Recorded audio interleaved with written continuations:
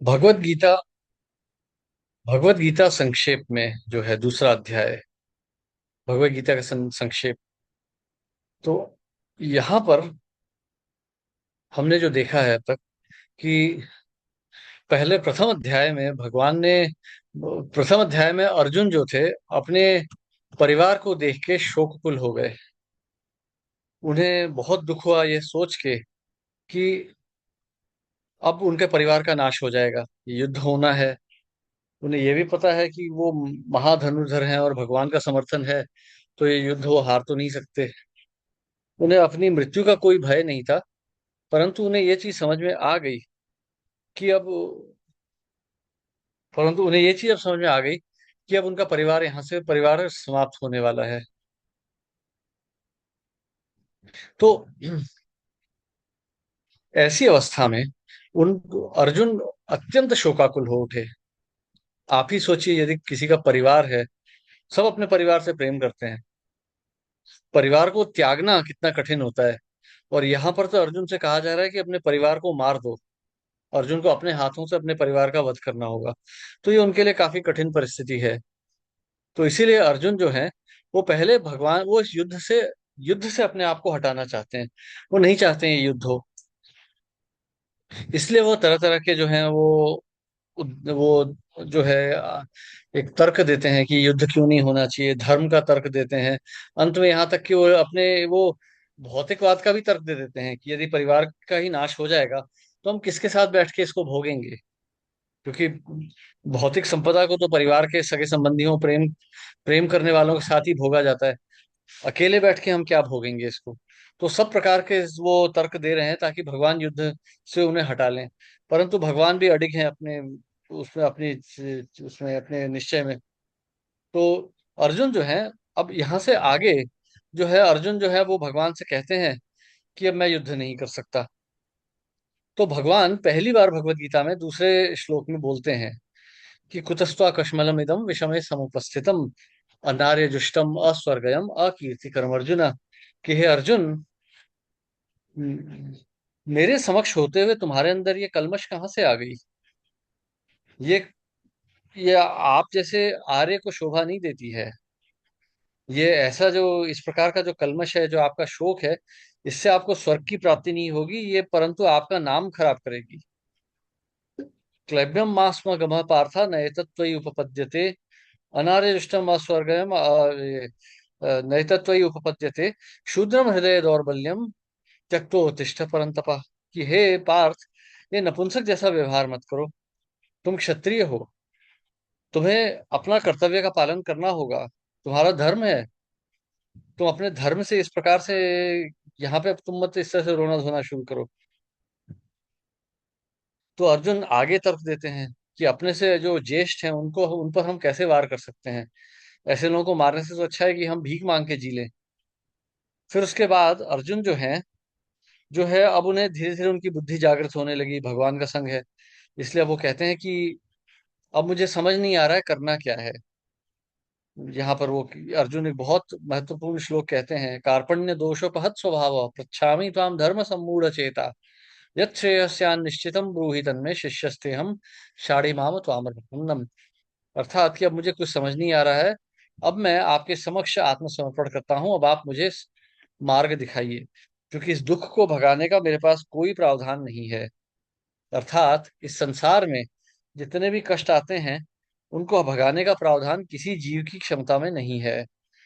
इस संसार में हमारी रक्षा कोई नहीं कर सकता। माता पिता, भाई बहन, पति पत्नी, मुख्यमंत्री, प्रधानमंत्री, कोई हमारी रक्षा नहीं कर सकता। हमारी रक्षा कर सकते हैं तो केवल भगवान। ऐसा कह के अर्जुन जो थे रुक गए, बोले अब मैं नहीं लड़ूंगा। उनकी ये शोकाकुल अवस्था देख के भगवान मुस्कुराए और उन्होंने कहा कि देखो, कि जो तुम बातें तो पंडितों जैसी कर रहे हो, पर तुम मूर्खों वाली बात कर रहे हो। श्री भगवान वाच अशोच्यान अन्वशोचस्त्वं प्रज्ञावादांश्च भाषसे गतासून गतासूंश्च नानुशोचन्ति पंडिता। अर्थात जो बुद्धिमान है वो ना जीवित के लिए ना मृत के लिए शोकाकुल होते हैं, उनके लिए कोई शोक नहीं करते। क्योंकि ऐसा कोई समय नहीं था जब मैं नहीं था, तुम नहीं थे या ये राजागण नहीं थे। और ना ही हम कभी वैसा होगा। जिस प्रकार से आत्मा एक शरीर से दूसरे शरीर में जाती है, बचपन से लेके जवानी तक, जवानी उसी प्रकार से अंत में आत्मा दूसरे शरीर को प्राप्त हो जाती है। देहिनोऽस्मिन् यथा देहे कौमारम यौवनम जरा, तथा देहांतर प्राप्तिर धीरस्तत्र न मुह्यति। मात्रा स्पर्शस्तु कौन्तेय शीतोष्ण सुखदुःखता आगमपायिनो नित्यस्तां स्थितिक्षस्व भारत। जिस प्रकार से सर्दी गर्मी आते हैं और जाते हैं, उसी प्रकार से सुख दुख भी आते जाते हैं। और यह केवल इस कारण होता है क्योंकि आत्मा ने शरीर का आवरण ओढ़ रखा है। तो इन्हें सहना सीखो। ताम स्थितिक्षस्व भारत, इन्हें सहना सीखो। यदि तुम अपने प्रियजनों को नहीं मारोगे तो काल उन्हें मार देगा। शोक तो तुम्हें होना ही है। बेहतर यही है कि तुम धर्म के मार्ग में चलते हुए उनका वध कर दो, तो तुम्हारा भी भला होगा, उनका भी भला होगा। यम ही न विवक्षन्ते ते पुरुषम पुरुषर्षभा, सम दुखम सुख धीरम सो अमृतत्वाय कल्पते। अर्थात जो व्यक्ति सुख और दुख को सहना सीख लेता है, वो व्यक्ति मुक्ति का पात्र बनता है, उसे मुक्ति अवश्य प्राप्त होती है। तो जिन्होंने आत्मा को देखा है, जिन्होंने परम सत्य को देखा है, उनका कहना यही है कि शरीर का कोई अस्तित्व नहीं है और आत्मा का कोई नाश नहीं होता है, क्योंकि उन्होंने दोनों को बहुत ध्यान से दोनों का अध्ययन किया है। ये शरीर का अंत तो होना ही है। इसीलिए हे अर्जुन, अपने धर्म का पालन करो और युद्ध लड़ो। जो सोचता है कि ये शरीर पे वध हो सकता है, या जो सोचता है कि आत्मा का वध होगा, ऐसा व्यक्ति जो है वो गलत सोच रहा है, क्योंकि आत्मा का कोई वध नहीं, ना वध कर सकता है, ना आत्मा का वध होता है। आत्मा न जन्म है, न कोई मृत्यु है। न जायते म्रियते वा कदाचिन, नायम भूत्वा भविता वा न भूयः, अजो नित्यः शाश्वतो यम पुराणो न हन्यते हन्यमाने शरीरे। आत्मा का कोई जन्म नहीं है, आत्मा की कोई मृत्यु नहीं है। एक बार होने के बाद आत्मा का कभी समाप्ति नहीं होती है, और वो अजन्मी है। और अमृत्यु, उसको कोई मृत्यु प्राप्त नहीं होती। शरीर के वध से आत्मा का वध नहीं होता। और यह ज्ञान जिसके पास है, वो किसका वध कैसे कर सकता है। जैसे एक व्यक्ति पुराने वस्त्र त्याग के नया शरीर वस्त्र ग्रहण करता है, उसी प्रकार से आत्मा भी जब ये शरीर जर्जर हो जाता है, तो इसे त्याग के नया शरीर प्राप्त कर लेता है। ये आत्मा ना कटता है, ना ये तोड़ा जा सकता है, ना इसे जलाया जा सकता है, ना सुखाया जा सकता है। वो अमर है और हर जगह प्राप्त है। वो ना बदलता है, ना उसका स्थान कहीं बदल सकता है। और इस प्रकार से विचार करते हुए इस शरीर के लिए कोई दुख मत करो। अब भगवान यहां से आगे कर्म के बारे में भी संज्ञाएं देंगे कि यदि आपको ऐसा लगता है कि आत्मा का जन्म होता है और उसकी मृत्यु भी हो जाती है, तो भी कोई दुखी होने का कारण नहीं है, क्योंकि जिसने जन्म लिया है उसकी मृत्यु तो निश्चित है। तो इसीलिए हे पार्थ, उठो और अपना अपने कर्तव्य का पालन करो, दुखी मत हो। यहाँ पर भगवान जो है नास्तिक संज्ञाएं दे रहे हैं। अर्थात यदि आपको लगता है कि आत्मा का जन्म होता है और आत्मा की मृत्यु हो जाती है, तो भी दुख का क्या कारण है। क्योंकि मृत्यु हो गई तो आपकी भी मृत्यु हो जाएगी। अगर आपके स्वजनों की मृत्यु हो रही है, आपकी भी हो जाएगी, तो दुख किस बात का। और यदि वो सब अमर हैं, आप भी अमर हैं, वो भी अमर हैं, तो भी किस बात का दुख। तो अर्थात किसी भी कारण से दुख नहीं होना चाहिए, अपने धर्म का पालन करना है।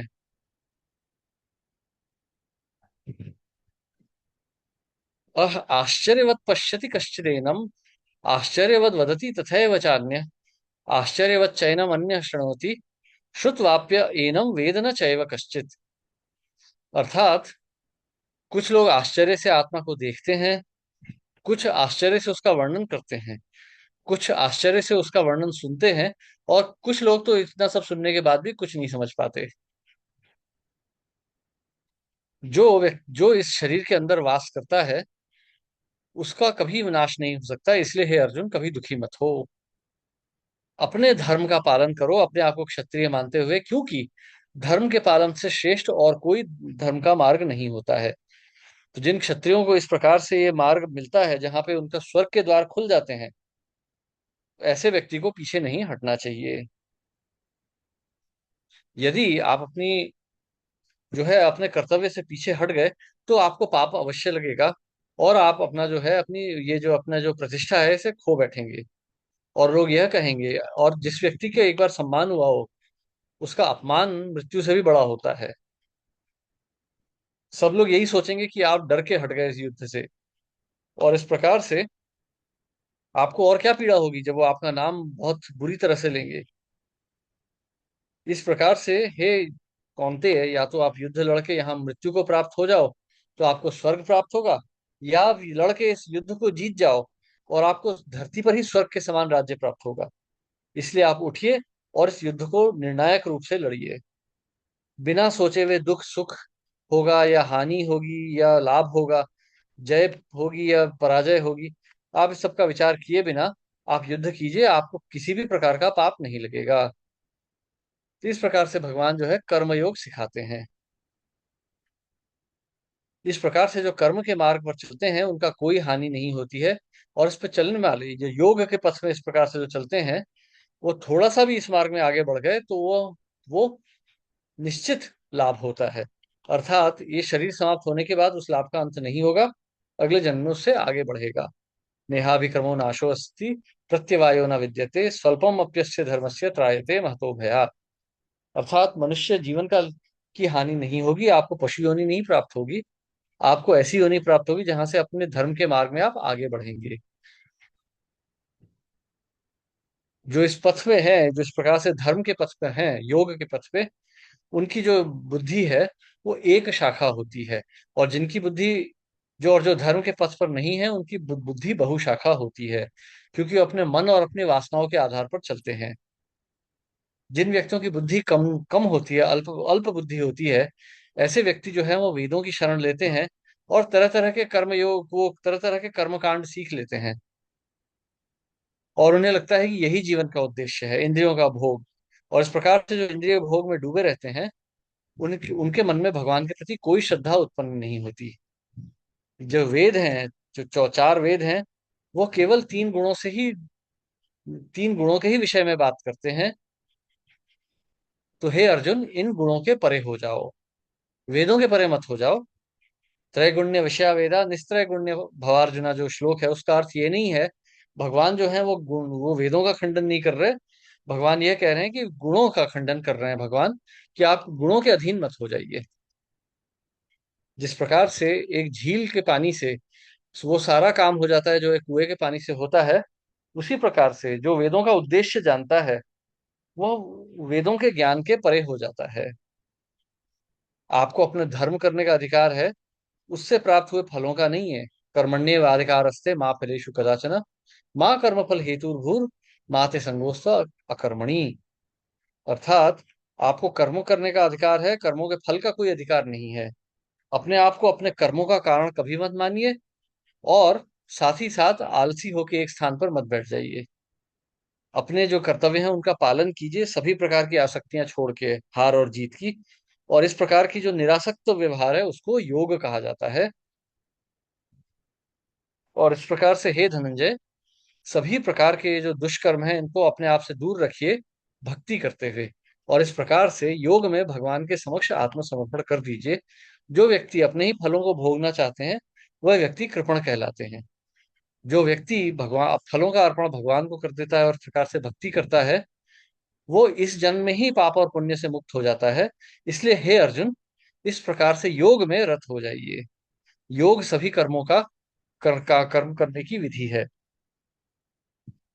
इस प्रकार से कर्म करने से बड़े बड़े साधु मुनि जो थे, उन्होंने अपने आप को कर्म से मुक्त किया।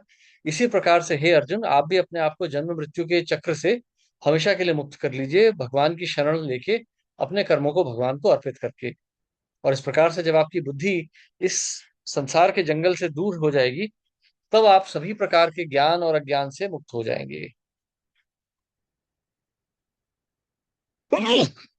इतना कह के भगवान चुप हो जाते हैं और अर्जुन भगवान से प्रश्न करते हैं कि हे अर्जुन, हे भगवान, जिस व्यक्ति ने इस प्रकार से अपनी चेतना को ब्रह्म में लीन कर लिया है, वो किस प्रकार से बात करता है, उसकी भाषा क्या होती है, वो बैठता कैसे है और चलता कैसे है।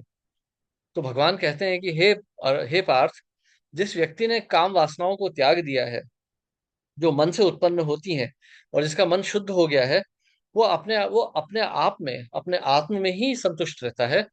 ऐसे व्यक्ति को शुद्ध चेतना वाला कहा जाता है। जिसका मन विचलित नहीं होता किसी भी प्रकार के दुखों को प्राप्त होने में या सुख प्राप्त होने में, ऐसा व्यक्ति जो है वह धीर पुरुष कहलाता है, जो सभी प्रकार की आसक्तियों, भय और क्रोध से मुक्त है। ऐसा व्यक्ति धीर पुरुष साधु कहलाता है। जो व्यक्ति इस संसार में प्राप्त हुए किसी भी प्रकार के शुभ या अशुभ से ना तो विचलित होता है, ना उसकी प्रशंसा करता है, ना उसको उससे घृणा करता है, ऐसा व्यक्ति ज्ञान में स्थित होता है। जो व्यक्ति अपनी इंद्रियों को इस प्रकार से विषय वस्तुओं से हटा लेता है, जैसे कछुआ अपने पैरों को हटा लेता है, ऐसा व्यक्ति जो है स्थित प्रज्ञ कहलाता है। ये इंद्रियां इतनी प्रबल हैं कि यदि एक इंद्री पे भी ध्यान दिया जाए तो वो एक व्यक्ति के मन को पूरी तरह से हटा सकती है, जो अपने मन को नियंत्रण करने का प्रयास कर रहा है। परंतु जो व्यक्ति अपनी इंद्रियों को नियंत्रण में रखता है, अपनी चेतना को मुझ में स्थिर करते हुए, ऐसा व्यक्ति जो है धीर पुरुष कहलाता है।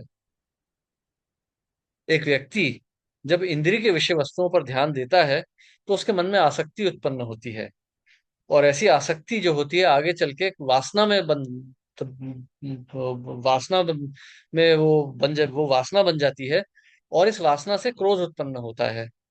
क्रोध से मोह उत्पन्न होता है।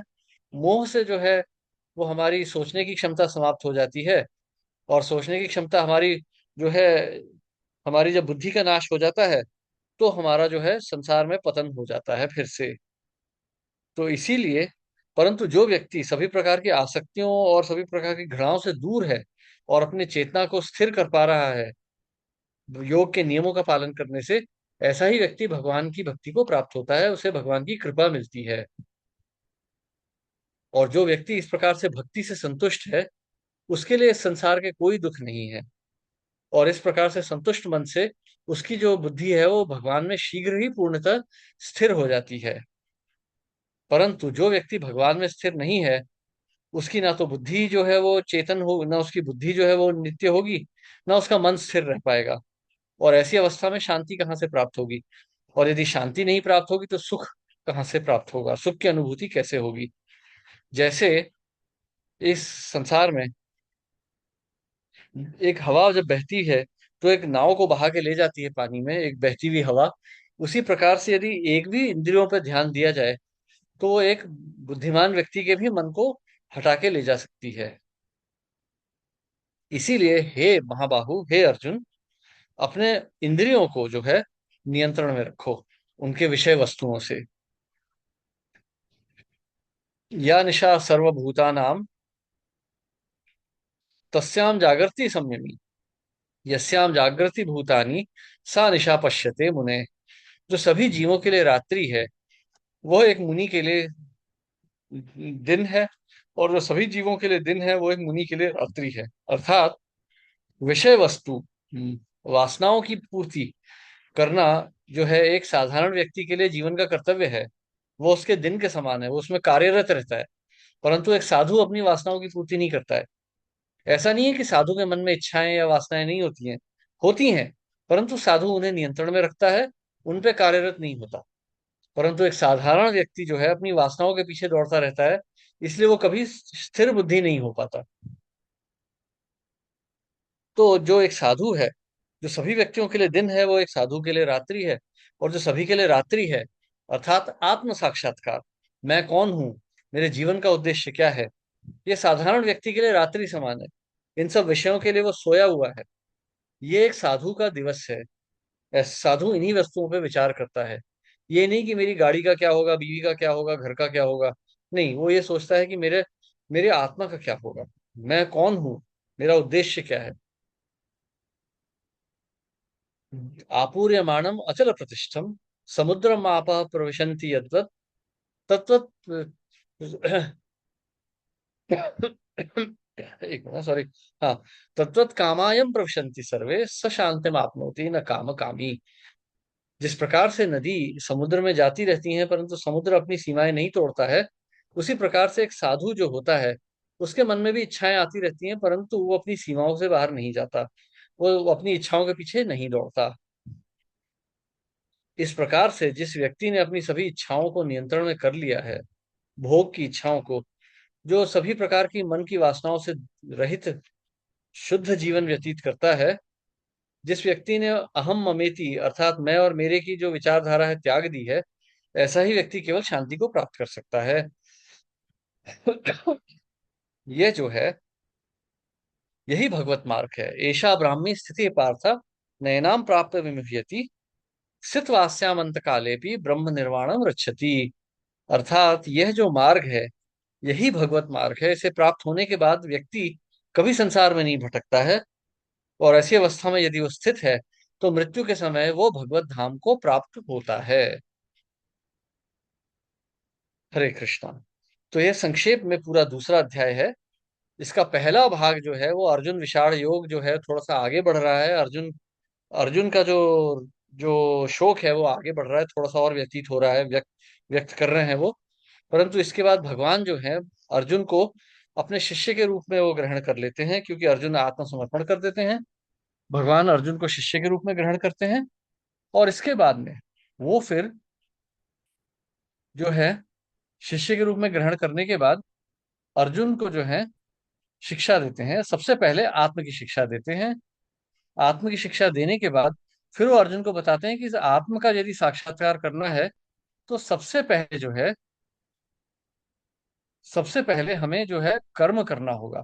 जो हमारी इच्छाओं से, हमारे शरीर से उत्पन्न जो कर्म है, जो हमारा कर्म है, हमारे धर्म में जो जो आता है, उस कर्म का पालन करके उसके फलों को भगवान को दे के हम इस संसार के बंधनों से मुक्त हो सकते हैं।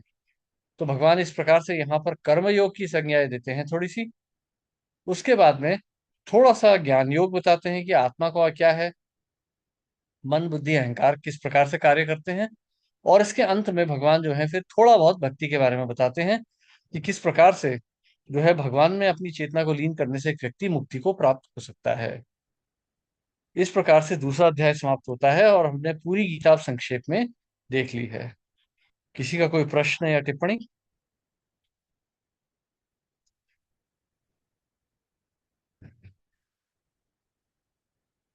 ठीक है, तो फिर हम ऐसा करते हैं, आज यहीं हम समाप्त करते हैं।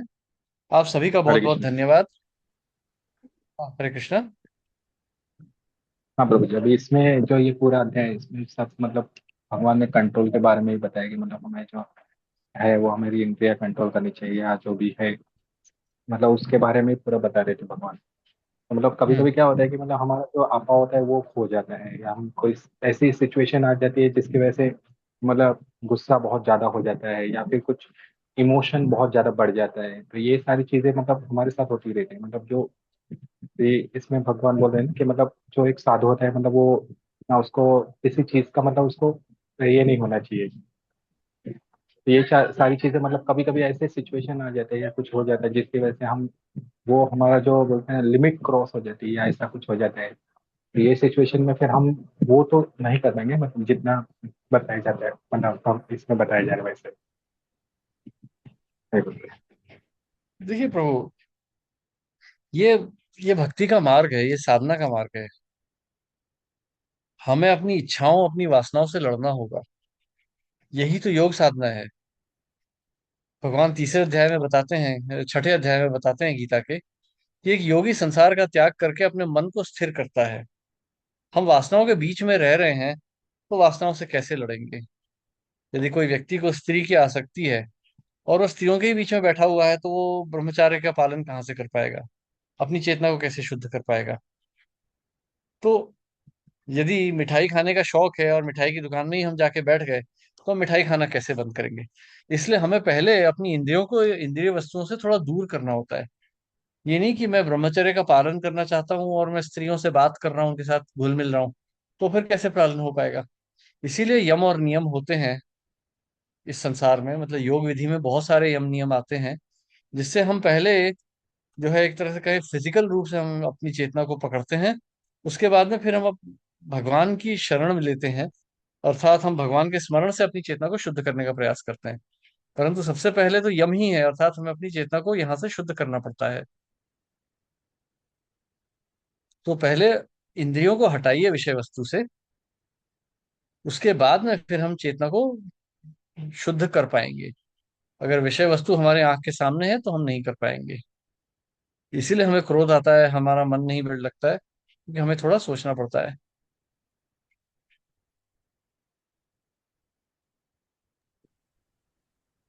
Yes too. चलिए, मतलब मुझे, मेरे में तो बहुत सारे चेंजेस आ गए हैं। मतलब पहले से बहुत गुस्सा भी कम हो गया है, ये सारी चीजें मतलब जब से ज्वाइन किया हूँ, ये भगवद गीता पढ़ना स्टार्ट किया है, चैंटिंग करना स्टार्ट किया है, सारी चीजें स्टार्ट की है, तो उसकी वजह से मतलब बहुत सारी स्टेबिलिटी आई है। पर फिर भी वो मतलब बोलते हैं ना कि कोई एक पीक आ जाता है जहाँ पे हम अपना आपा खोल देते हैं या ऐसा कुछ हो जाता है। हम्म। आपा मत खोइए, क्योंकि जितनी बार आप क्रोध कर रहे हैं आपके पुण्य नष्ट हो रहे हैं। सहना सीखिए।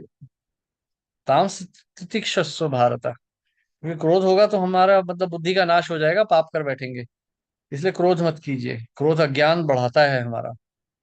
सहना भी तो सीखिए ना। किसी ने हमें बेवकूफ बोल दिया, ठीक है हम मान लेते हैं, ठीक है भाई तुम सही कह रहे हो।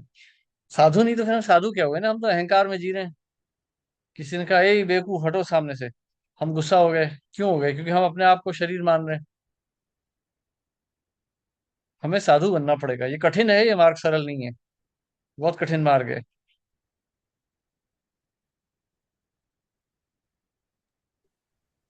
हाँ, yes Prabhu. Thank you, Hari ठीक बोल। है। हरे कृष्णा। तो हम यही समाप्त करते हैं। आप सभी का बहुत बहुत धन्यवाद। मेरी आपसे ये विनती है कि गीता पढ़ते रहिएगा। आज हम गीता की क्लास समाप्त कर रहे हैं यहाँ से। इसके बाद में यदि समय मिला तो हम कभी फिर देखेंगे, आगे कुछ हो सकता है तो। परंतु अब आपके पास गीता पढ़ने का पूरा आधार है। यहाँ से आगे तीसरा अध्याय जो है, उसमें भगवान कर्म योग का वर्णन करेंगे और विस्तृत रूप से। चौथे अध्याय में भगवान बताएंगे कि कर्म का पालन करने से किस प्रकार से चेतना शुद्ध होने पर ज्ञान हृदय से उत्पन्न होता है।